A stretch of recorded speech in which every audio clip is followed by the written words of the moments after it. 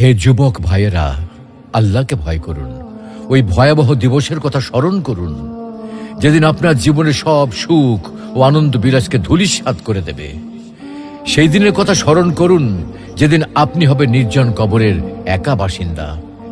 সেদিনের কথা স্মরণ করুন, যেদিন আপনার সন্তান সন্ততি, স্ত্রী, পরিবার, আত্মীয় স্বজন, পাড়া প্রতিবেশী, ধন সম্পদ, বন্ধু বান্ধব সবকিছু থেকে আপনি বিচ্ছিন্ন হয়ে যাবেন। কবরের সংকীর্ণতা ও ঘুটঘুটে অন্ধকারের কথা কি আপনার একবারও মনে পড়ে না? কবরের বিভীষিকাময় ও ভয়ঙ্কর অবস্থা কি আপনার স্মরণ হয় না? কবরের শাস্তির ভয় কি আপনার অন্তরাত্মা প্রকম্পিত হয় না?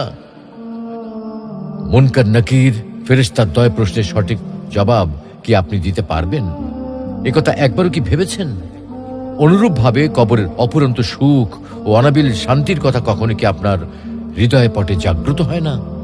তাই বলছি, হে যুবক ভাইয়েরা, আর দেরি না করে দ্রুত ছুটে আসুন মহান আল্লাহ রাব্বুল আলামিনের বিশাল ক্ষমার দিকে, মহান আল্লাহ রাব্বুল আলামিনের রহমতের দিকে, মহান আল্লাহ রাব্বুল আলামিনের অনুগ্রহের দিকে।